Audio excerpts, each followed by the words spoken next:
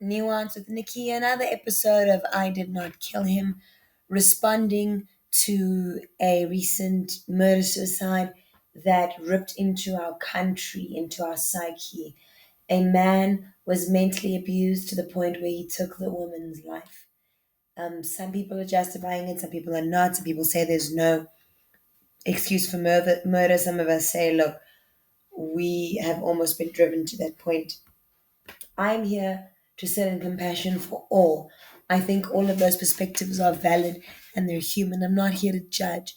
I'm here to offer solidarity and love, give what little healing I can. None of us is perfect. So if my response is not perfect, I'm not a trauma counselor.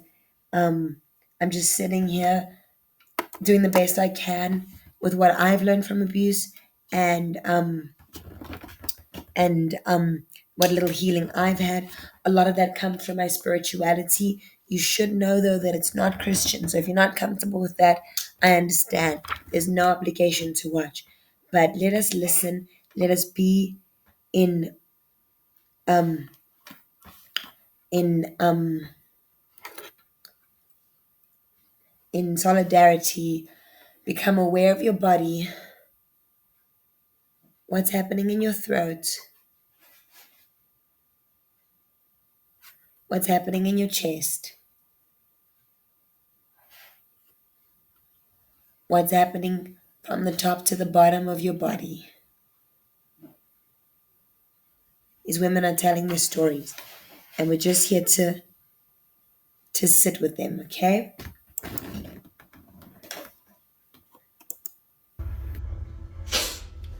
I did not kill him when he got me pregnant at 16 years old just because he knew how strict my step parents were, and he wanted them to chase me out of their house so that I can go live with him. I did not kill him when he said the baby's not his just because I gave birth to a child living with multiple disabilities. I did not kill him when him and his mom asked me to sit down. His mom is a Sangoma, by the way. Asked me to sit down so that they can do it in Cholo just to humiliate me and blame everything on me and say I'm the cause of why things are just not going well for them because I brought a cursed child. I did not kill him when he smashed my phones badly so that I don't talk to my friends at school, I don't talk to my teachers, I don't talk to my biological mother. I did not kill him when he started cheating on me, bringing in ladies that he claimed to be doing music with, and basically asked me and my baby to leave the room and give them space.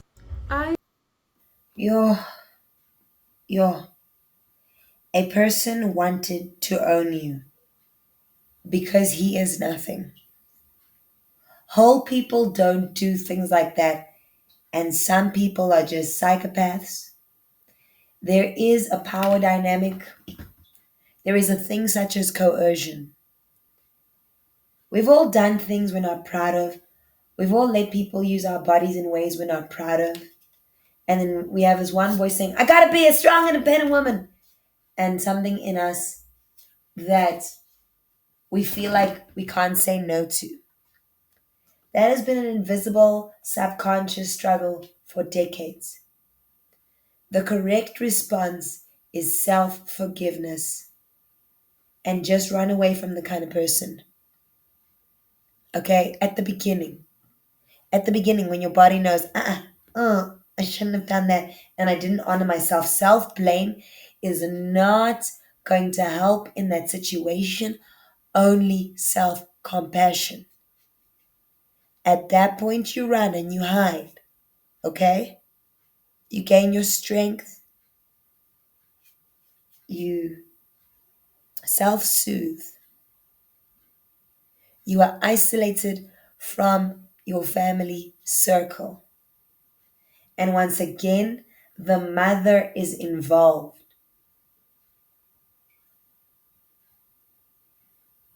The mother is a perpetuator in the abuse. This was evil. did not kill him when I asked him to talk to his mom to look after my baby because I had to take a gap year and focus on my baby's health because she was in and out of hospital, and they didn't help me with that.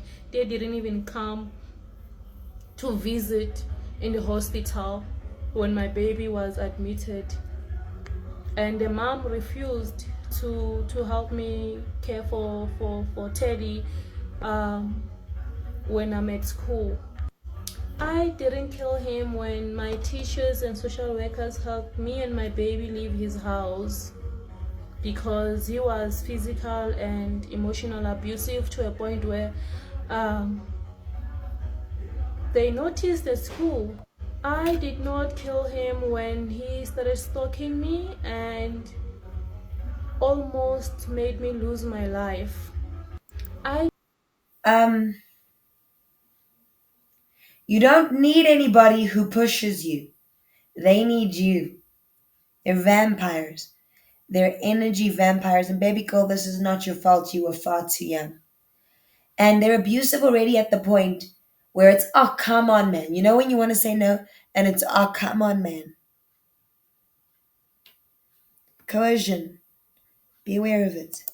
did not kill him when he made it clear that he's not gonna be involved in my child's life because I decided to dump him. I did not kill him when he was absent for 7 full years without caring how the baby is doing. I Babe, that was much better for the baby. That was much better. That's a blessing. I did not kill him when I called him last year to tell him that our baby is no more, and he made sure to insult me. He made sure to remind me that my baby is a curse and this is just the beginning. I will live a miserable life. I did not kill him. Baby, my condolences for your loss. Your baby was never a curse. It was a beautiful blessing. You deserved more. Your baby deserved more. Sure. They said here men with unavailable fathers. Guys, I have been abused third hand by someone and his father, please. It is no excuse. There are people with unavailable fathers that have made men of themselves. Okay? You've been through too much, my love. I'm so glad you had your social circle.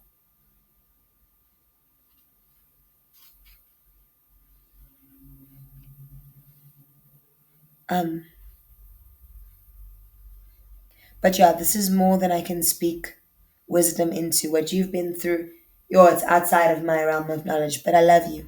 I just need to go think about your song for a minute, my love. We've had death. She's been through the valley of the shadow of death, literally. She was far too young to go through this, and her youthful strength left her. It was like the moment at the Tower of Babel, just everything fell apart and she was left floating in the air. But it's true that the worst can be over. I hope she will work on herself and become abundant, have a strength that she never knew she had because she had to become a woman too young. And I hope that she will, in honor of her child, honor the child inside of her. This is my song for her, more of a song of solidarity than anything else. You may not know it. Please listen.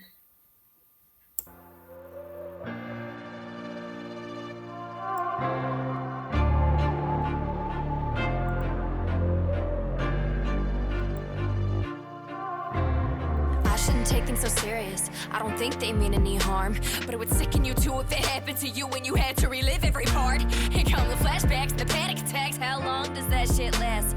I'm losing myself by the day, see, and I know you all think that I'm crazy. There's the demons that show up at the foot of my bed. It's just figments from memories that fucked up my head. The night terrors ain't nothing but a real bad dream. Quit being that goddamn drama queen. I seal myself in a soundproof room so no one can hear how loud I scream. But you don't think it's as bad as it seems, cause you never dealt with PTSD. Frozen in your tracks, take a visit to the past to see the devil's dirty deed. Leave a mark all down your back. I can't even be around cigarettes. You know how many people smoke? Approximately 1 billion, and just about everybody I know. You think you know, but you don't. When someone's broke, you can't just heavy sigh and roll your eyes like if they ain't physically ill, then they must be a liar. Wouldn't you recede to the fire if everything around you became a threat and everyone surrounding you said get over it? It becomes unbearable to live in.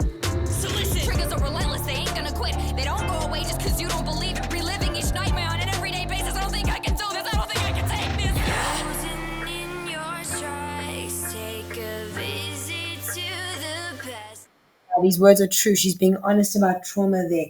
This girl is not going to, there's never going to be a time where this story is not going to be part of her. The baby was born. That's a reality she's going to have to learn to live with. No one has the right to tell her to get over this. The only way out is through. And it's a lot like being disabled. You know, it's not like pain. This is an amputation. And she's going to have to learn to live with it. But she can survive with it. There are many disabled people that survive with it, but they need to live a life of self-compassion. Self-compassion is not self-pity. Okay? She's been through hell. May she rise like a phoenix from the ashes, like a protea. I wish for her a life of self-compassion.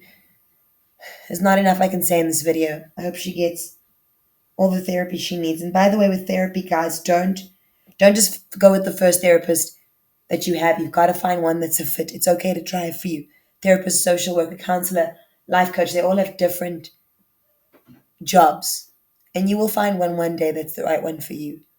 Okay? It's not that therapy doesn't work. It's like saying that shoes don't work. Some shoes just don't fit.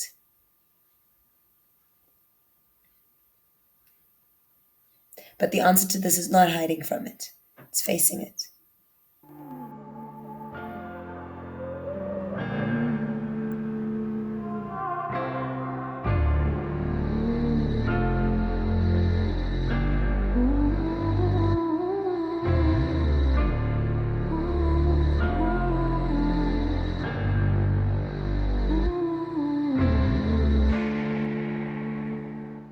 It's okay not to feel strong for a season.